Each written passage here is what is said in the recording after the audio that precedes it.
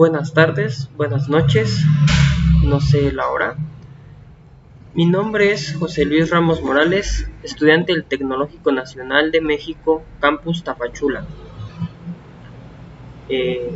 impartida por el ingeniero López González Heidi Susana. Su materia es modelos de optimización de recursos. Bien, el tema de esta exposición son los modelos para la planeación, programación y control de proyectos de construcción. En esta exposición se dará a conocer cómo funcionan las redes y los procesos para llevar a cabo correctamente un proyecto, que tiene como finalidad la optimización de dinero, tiempo, recursos, personal y equipo, y además entre otros.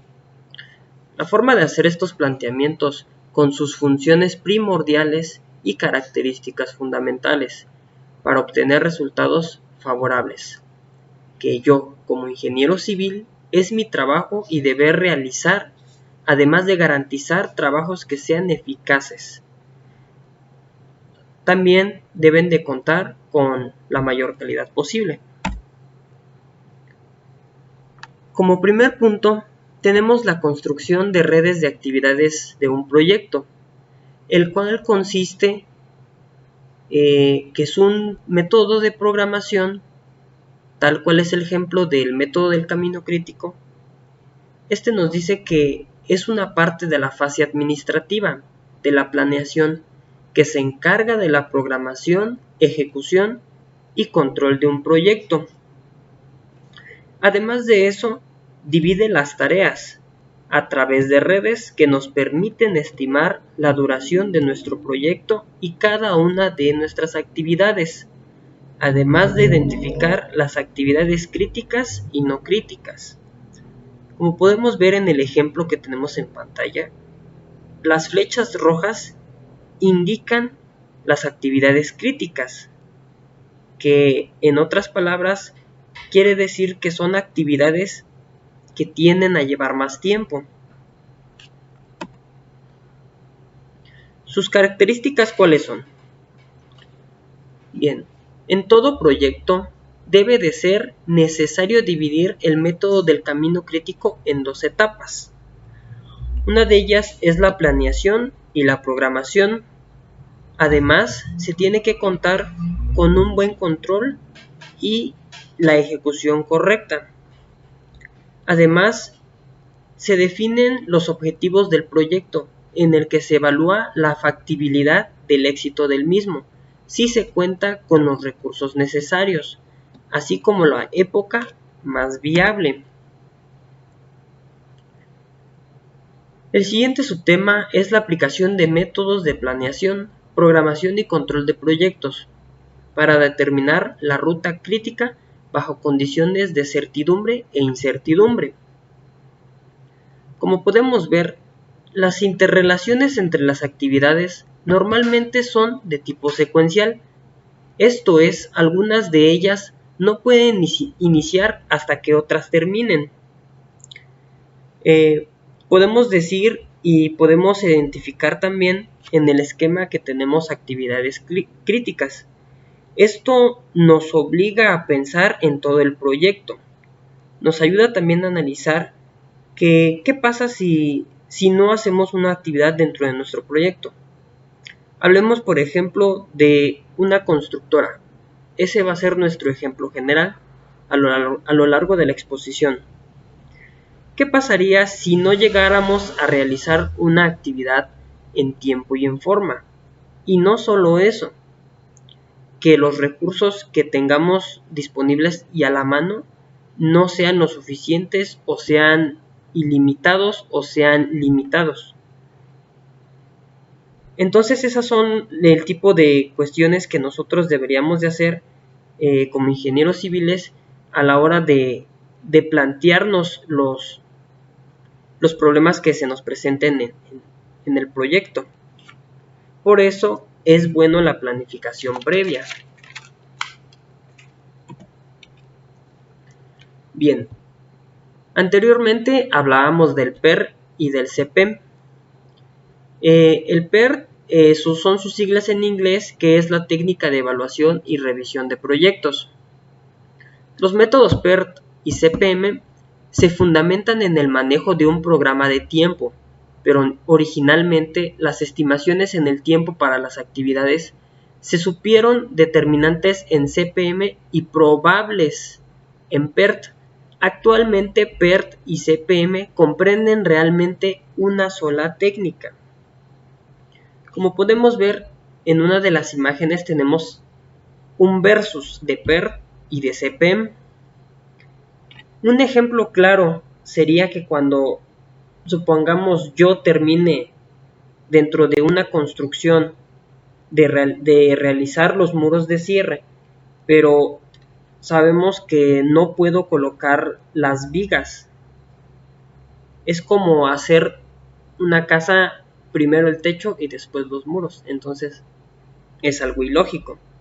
Entonces por eso yo debo de tener bien definidos mis niveles. Si no, no podría ejecutarlo. Bien, ahora las diferencias que hay entre el PER y el CPM. Una de ellas del PER es que es probabilístico y a comparación con el CPM es que es determinístico. ¿Qué quiere decir con esto? Que en el PERT los costos y los tiempos se basan a través de experiencias y de probabilidad, y a comparación con el CPM, este ya tiene un coste fijo, ya tiene un tiempo determinado, ya tiene un tiempo fijo. Entonces, habíamos dicho también que considerar que la variable de tiempo es una variable desconocida de la cual solo se tienen datos estimados. Y en comparación con el CPM, considera que los tiempos de las actividades se conocen y pueden variar, además de que han cambiado el nivel de recursos utilizados. Pongamos otra vez el ejemplo de nuestra constructora. Yo tengo mi constructora y necesito hacer un edificio, un ejemplo de 10 plantas. Todo lo que son mis costos, mis recursos, mi tiempo y mi mano de obra, si yo me baso en el modelo de PERT, toda mi información va a ser a base de probabilidad.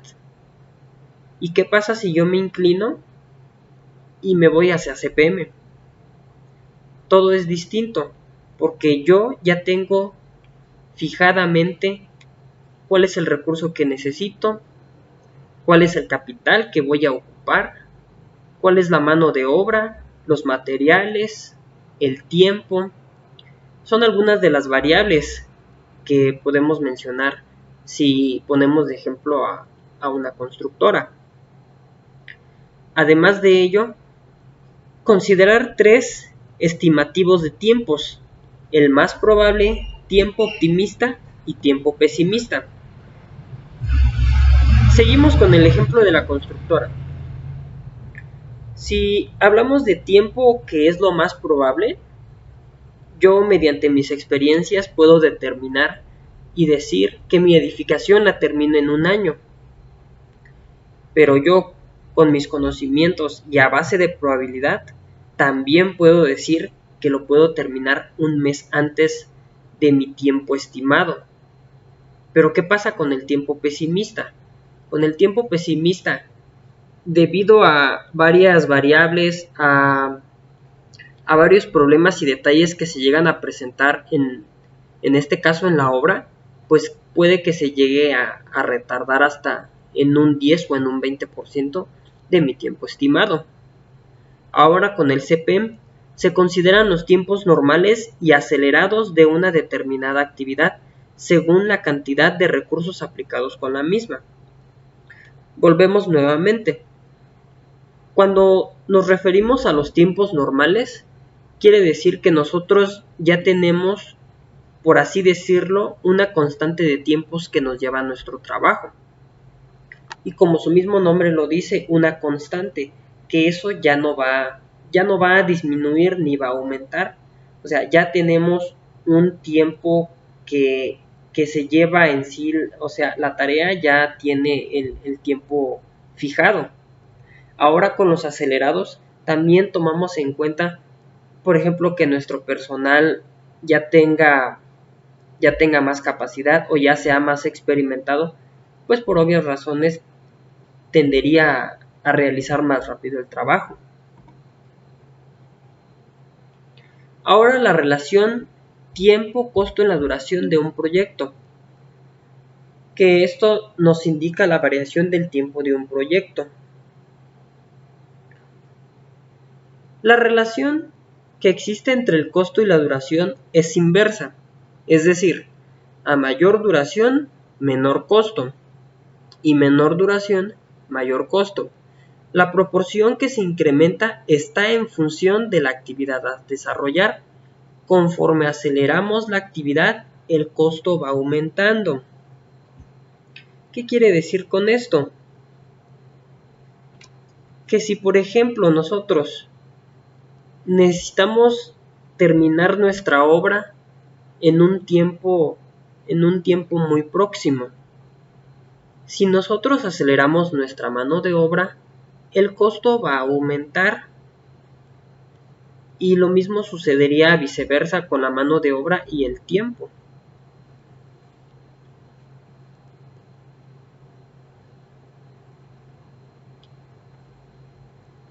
Y como podemos ver en la ilustración, tenemos los costos directos y los costos indirectos, los costes totales y un punto de costo de tiempo óptimo. Esto de los costos es muy importante porque yo como ingeniero civil que estoy especializado en costos o en presupuestos, si yo realizo una estimación inadecuada de costos, puedo llegar a quebrar, por así decirlo de una forma. Por eso siempre tenemos que tener en cuenta todos los factores que son los costos indirectos. Otra vez volvemos a retomar el ejemplo de la constructora. Si por alguna razón nosotros a la hora de cuantificar nuestro material o nuestra mano de obra o cualquier otra situación, cualquier otra variable, el costo indirecto estaría entrando de nuestra bolsa. ¿Por qué? Porque fue insuficiente, porque no hicimos una cuantificación correcta hablemos de los materiales. Existen distintos tipos de métodos que permiten estimar tiempos en la administración de un proyecto. Los atrasos en las actividades individuales del proyecto tienen incidencias directas en los costos presupuestados. Lo mismo que les había dicho anteriormente. Nosotros tenemos los costos fijos. Hablemos de una maquinaria. La maquinaria tiene su costo fijo. Me cobra, no sé, 500 la hora. Ese sería nuestro costo fijo. Independientemente si la máquina trabaja o no trabaja, esta me estaría cobrando 500 pesos por una hora. ¿Y qué sucede cuando nos cobra por fracción? Pues entonces todo es distinto, porque ahí serían costos variables. Ya no le estaría pagando yo 500 por una hora, ya le estaría pagando por porcentaje, ya le estaría pagando la media hora que él trabaje, que serían 250. Y como podemos ver, pues tenemos también un punto de equilibrio de las unidades, que esto quiere decir que no debe de haber un recurso que esté sobrepuesto de lo estimado.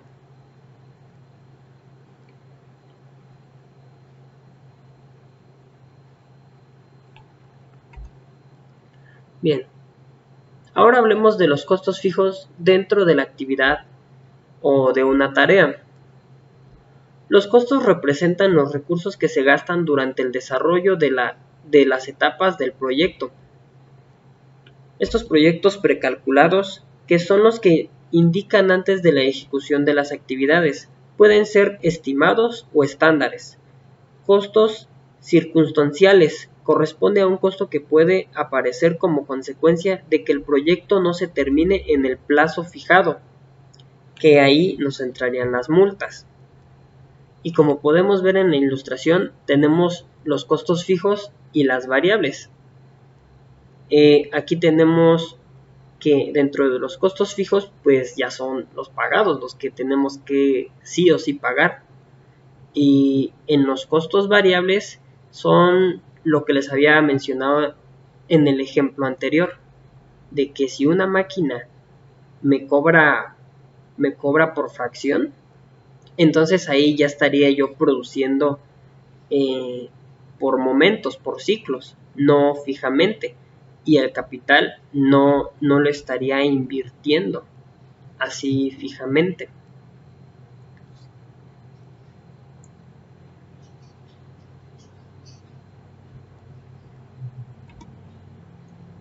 Bien, dentro de los costos fijos tenemos lo que son los alquileres, los sueldos y los seguros. Estos de los alquileres dentro de mi propia constructora, si yo tengo que utilizar una revolvedora, tengo que utilizar un vibrador, tengo que utilizar una retroexcavadora, un volteo, una bailarina, o sea cualquier otra herramienta de maquinaria, lo tengo que pagar porque es un costo fijo, porque el dueño me está cobrando por día. No me está diciendo, es que el día de hoy no lo utilizaste, entonces pues no te voy a cobrar.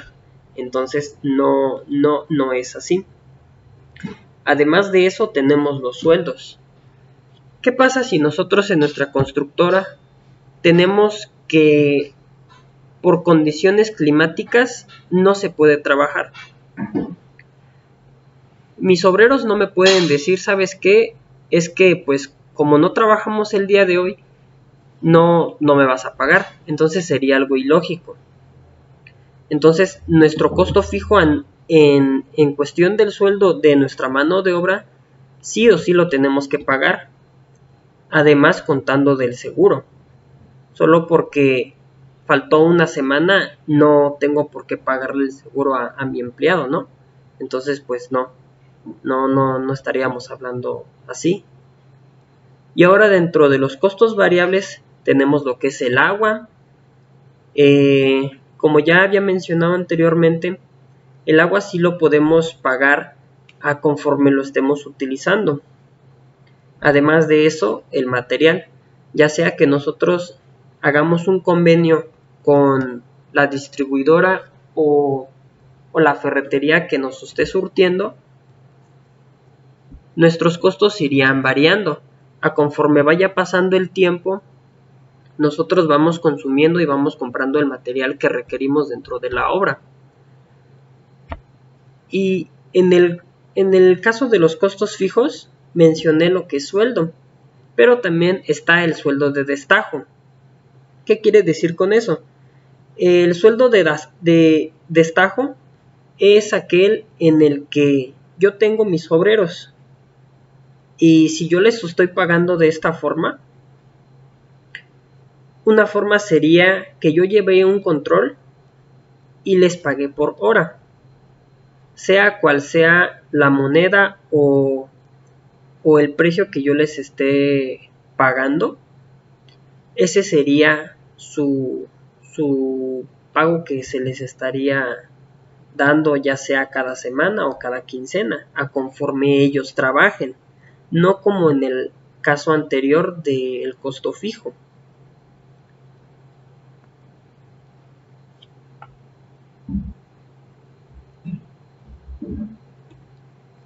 Bien, ahora hablemos de la comprensión de redes.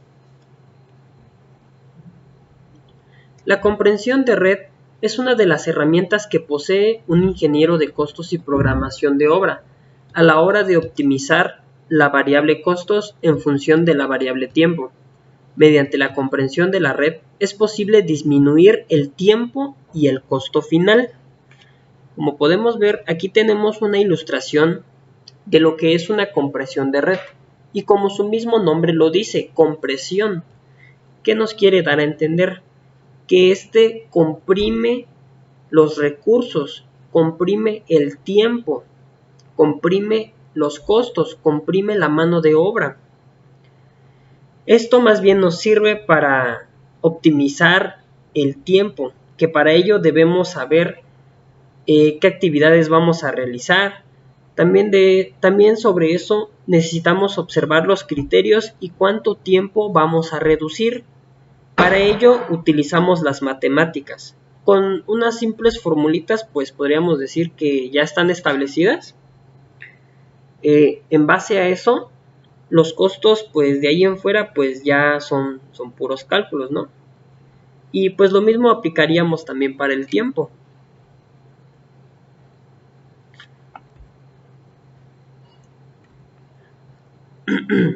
En este ejemplo que tengo aquí en la ilustración, podemos ver que la parte que está aquí es la parte óptima, o sea, la parte normal.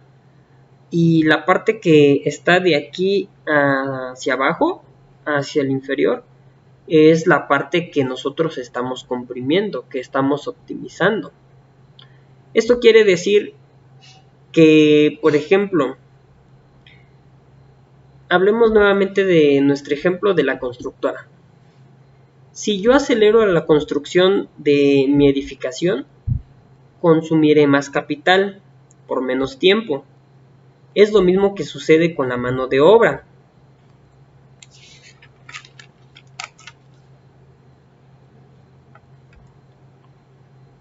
Ahora hablemos de la nivelación de recursos.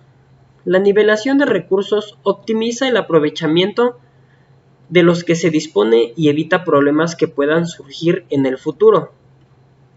Además de aplicar esta técnica, conviene ser cuidadoso y evitar un nivel insuficiente de detalle en la estructura de desglose de trabajo, restricciones excesivas o el establecimiento erróneo de dependencias. Bueno, pues a veces se presentan unas sobreasignaciones de los recursos para la misma actividad. Debemos de cumplir con el recurso y el tiempo completo. Nosotros aquí en esta ilustración tenemos ese claro ejemplo. Aquí tenemos que en la parte que está roja es el recurso que está sobrante. Es el recurso que no estamos optimizando. Es el recurso que nos sobra, que no lo supimos aprovechar. Pero ¿qué pasa en la parte derecha? Ese recurso que nosotros teníamos sobrante ya lo estamos optimizando, ya lo estamos utilizando. Entonces, por ello es necesario que el método de la ruta crítica, que como ya habíamos dicho consiste además en una revisión del nivel de actividades de los recursos, esto es necesario aplicarlo cuando la disponibilidad de los recursos está limitante. Como les había dicho, los recursos que teníamos aquí, nosotros deberíamos de revisar nuestra hoja de planeación, de control, para evitar este tipo de detalles. Y además de esto, hay un programa que es muy útil para realizar este tipo de actividades, que se llama Project Libre. En este software nosotros podemos llevar un control más sobre lo que son nuestros recursos que tenemos en este caso hablemos de nuestra construcción. Bueno, ahora hablemos de las limitaciones de tiempo. Se debe determinar el tiempo normal de ejecución de la red y si no puede realizarse en el intervalo disponible, se deberá comprimir la red al tiempo necesario, calculando el costo incrementado. El tiempo óptimo de ejecución indicará si puede hacerse o no el proyecto dentro del plazo señalado. Si a mí me dicen, oye, ¿sabes qué? Es que dentro de 2 semanas tenemos que entregar el trabajo. Pero pues es obvio que necesito más personal y también necesito más recursos, necesito más material. Entonces, para deducir si con todo lo necesario el tiempo óptimo de ejecución pues nos dará luz verde. Entonces, esto de la limitación del tiempo no nos cuadraría muy bien. Ahora hablemos de las limitaciones de recursos. Es posible en cualquier proyecto se suscite el caso de tener recursos humanos o materiales limitados, por lo que dos actividades deben realizarse durante el mismo lapso, con personal diferente o maquinaria diferente. No se puede ejecutar y de esta manera no habría más que esperar que termine una actividad para empezar la siguiente. Este tipo de problemas suceden muy a menudo cuando tenemos los materiales a la mano o el recurso que nos servirá en el tiempo. Y bien, como conclusión de esta exposición, cabe mencionar que las redes de modelos, planificación y control son algunas de las herramientas esenciales para la determinación de un proyecto con la finalidad que hemos estado aprendiendo en referencia a la optimización de los recursos aplicados para un ingeniero civil, además de contemplar y no solo un único trabajo, que es lo que se debe tomar en cuenta. A lo largo de este trabajo se hizo mención de los factores importantes que sobredestacan de un proyecto para ejecutarse. Las redes y los modelos matemáticos tienen una gran importancia para distintas especialidades y cualquier trabajo de la ingeniería. Entonces, como un extra, las redes, como ya se mencionó, son importantes. Esto es muy distinto a que lo tengamos presente en un proyecto, porque pueden surgir mucho más variables, pueden surgir mucho más detalles, así como más contras que, como habíamos dicho, dentro de las actividades críticas es diferente, es un poquito complicado y además complejo determinar cuánto tiempo nos pueda llevar nuestra actividad. Entonces, por ello es importante realizar los estudios y también tener una buena experiencia para poder realizar un proyecto a su máxima capacidad, por así decirlo. Y bien, estas son las referencias bibliográficas de la información que se tomó prestada, y sería todo.